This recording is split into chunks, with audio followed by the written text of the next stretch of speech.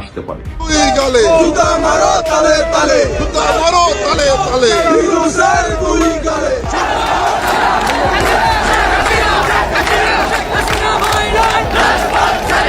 সাবেক প্রধানমন্ত্রী জননেত্রী শেখ হাসিনাকে সসম্মানে বাংলাদেশে ফিরে এনে তাকে আবার পুনরায় বাংলাদেশের প্রধানমন্ত্রী নির্বাচিত করা হোক।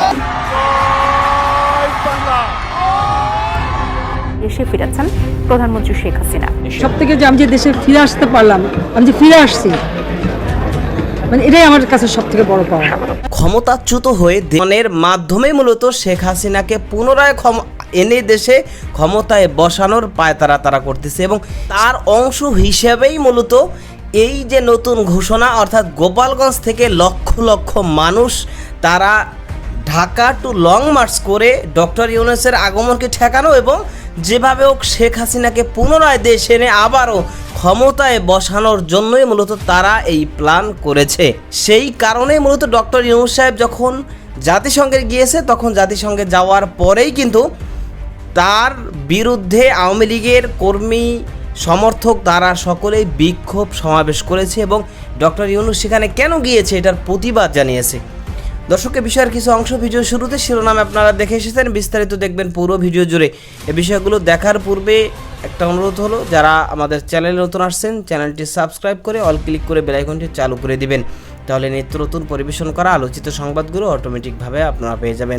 দর্শক, ডক্টর ইউনূসকে বাংলাদেশে আগমন থেকে ঠেকানো এবং শেখ হাসিনাকে দেশে এনে পুনরায় ক্ষমতায় বসানোর জন্য ঢাকা টু লং মার্চের যে ঘোষণা দিয়েছে আওয়ামী লীগের পক্ষ থেকে, তো সেটা আমরা দেখব। তার পূর্বে একটু দেখে আসি যে জাতিসংঘে ডক্টর ইউনূস সাহেব যাওয়ার পরে সেখানে যে উত্তপ্তময় একটা পরিস্থিতি হয়েছে এবং সেখানে ডক্টর ইউনূসের বিরুদ্ধে বিক্ষোভ সমাবেশ ও প্রতিবাদ মিছিল করেছে আওয়ামী লীগ।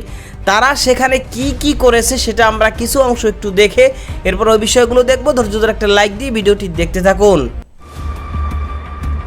নিউ ইয়র্কে জাতিসংঘের সাধারণ অধিবেশনকে কেন্দ্র করে বিএনপি ও আওয়ামী লীগ পাল্টাপাল্টি কর্মসূচি ঘোষণা করায় পরিস্থিতি উত্তপ্ত হয়ে উঠেছে। বাংলাদেশের অন্তর্বর্তী সরকারের প্রধান উপদেষ্টা ডক্টর মোহাম্মদ ইউনূসের আগমনকে ঘিরে এই কর্মসূচিগুলোর আয়োজন করা হয়েছে। এই যে বিমানবন্দরের ঠিক এই জেএফকে যে টার্মিনাল 8, এটার ঠিক অন্যদিকে আওয়ামী লীগের যারা আছে তারাও এসছেন, তারা এসে প্রতিবাদ জানাচ্ছেন।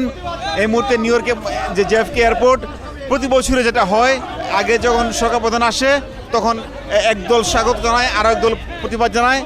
এবার যেহেতু প্রধান উপদেষ্টা হিসেবে ডক্টর মোহাম্মদ ইউনূস আসছেন, এদিকে আওয়ামী লীগ নেতাকর্মীরা প্রতিবাদ জানাচ্ছেন। এই ছিল জেএফকের নিউ ইয়র্ক থেকে সর্বশেষ পরিস্থিতি। চলছে এখনো অনেক মিছিল সমাবেশ।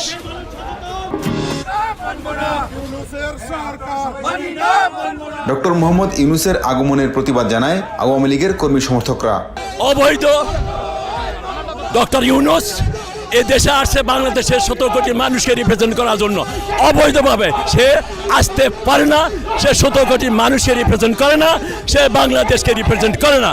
সে নির্বোধের মতো জোরপূর্বক পশ্চিমা শক্তি এবং কিছু বাংলাদেশের যারা দেশ বিরোধী তাদের সহায়তায় এই কাজটি করছে। আমরা তাকে ধিক্কার জানানোর জন্য তার এই অবতরণে তার ধিক্কার জানাচ্ছি। এই খুনি ইউনূস জাতিসংঘে অধিবেশনে সে অংশগ্রহণ করার জন্য আজকে নিউ ইয়র্কে আসবে।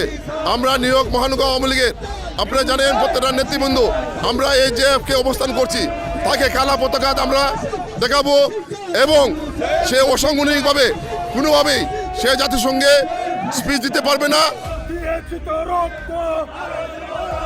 শেখ হাসিনার ভয় নাই, রাজপথ ছাড়ি না। শেখ হাসিনার সরকার অবৈধ সরকার, মানি না মানব না। ইউনূসের সরকার, মানি না মানব না।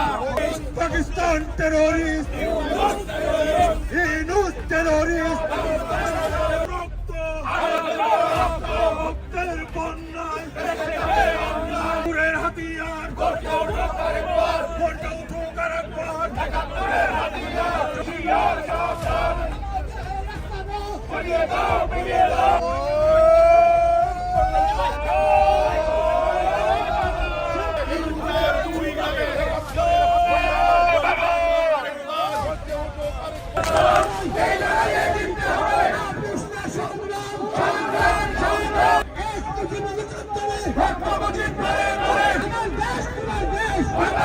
বাংলাদেশ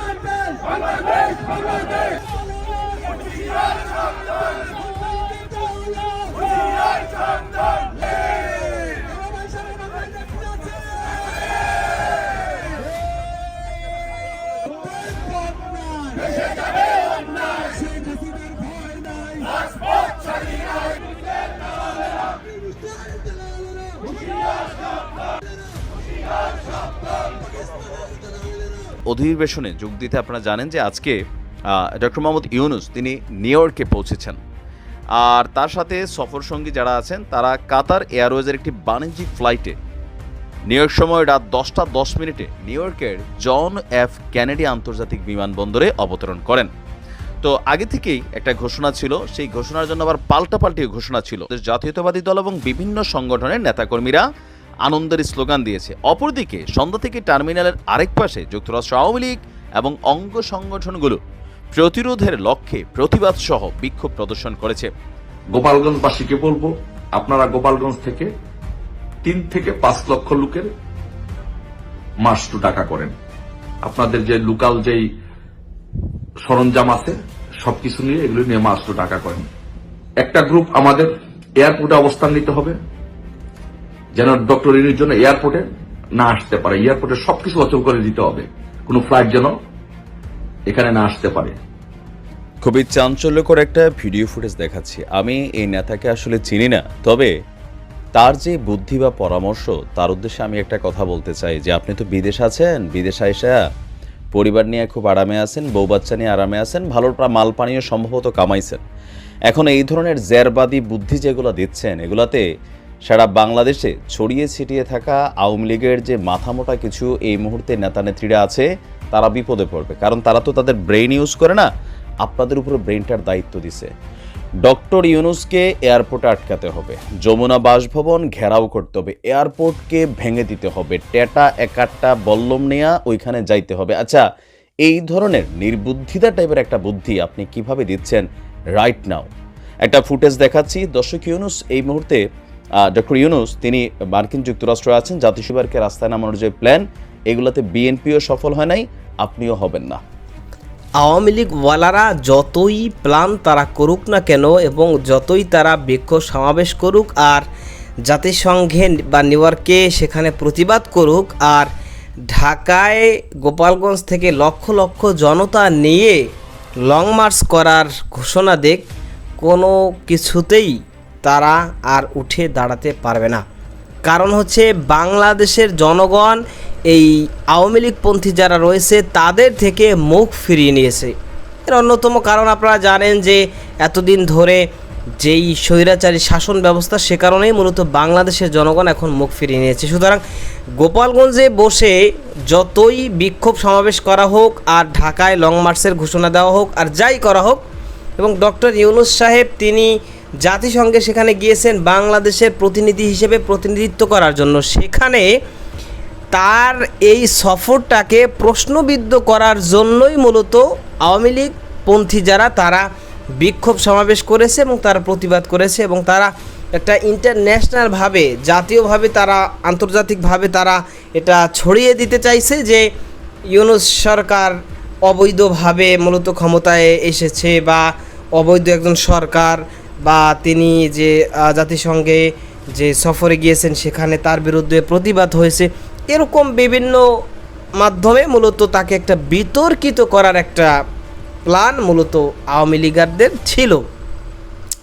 কিন্তু ডক্টর ইউনুস তো আসলে সর্বজন স্বীকৃত মানুষ, পশ্চিমা বিশ্বসহ দেশে বিদেশে সব জায়গায় তার মোটামুটি মূল্য রয়েছে এবং সে কারণেই মূলত ডক্টর ইউনুসকে কোনোভাবেই কেহই বিতর্কিত করতে পারেনি। বরং আমরা দেখলাম যে জাতিসংঘে যখন ডক্টর ইউনুস সে উঠেছে তখন সাথে সাথে তার মানে একেবারে কেমন যেন ভাইবে গলা জড়িয়ে ধরেছে জো বাইডেন গলা জড়িয়ে ধরেছে।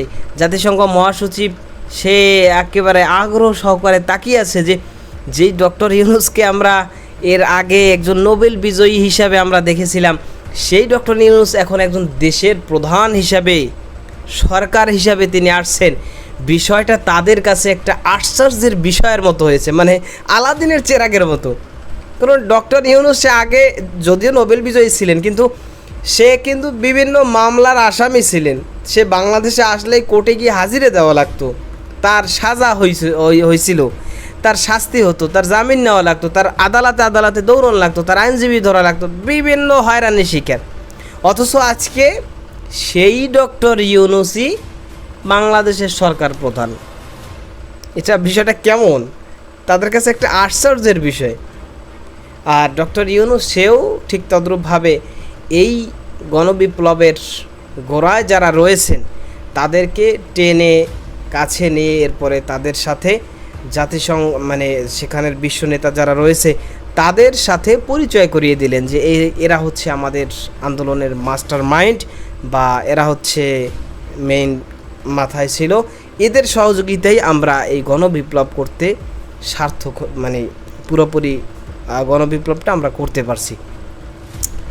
তো এখন ডক্টর ইউনূসকে নিয়ে যত ষড়যন্ত্র করা হোক আর যত প্ল্যানই করা হোক, কোনোভাবেই এটা হবে না, মানে তাদের সে আশা কখনোই পূরণ হবে না। ডক্টর ইউনূস সে জাতিসংঘের অনুষ্ঠান শেষে স্বাভাবিকভাবেই দেশে ফিরে আসবেন এবং শেখ হাসিনা সে কোনোভাবেই বাংলাদেশে এসে ক্ষমতায় আবার পুনরায় বসার কোনো সুযোগ নেই, কোনো সিস্টেমও নেই। বরং বর্তমানে কিন্তু রাজনৈতিক ব্যক্তিবর্গ যারা রয়েছে, রাজনৈতিক দল রয়েছে, তারা সকলেই এখন চাচ্ছে যে আওয়ামী লীগকে নিষিদ্ধ করা হোক, আওয়ামী লীগের নিবন্ধনকে বাতিল করে দেওয়া হোক, তারা যেন নির্বাচন করতে না পারে।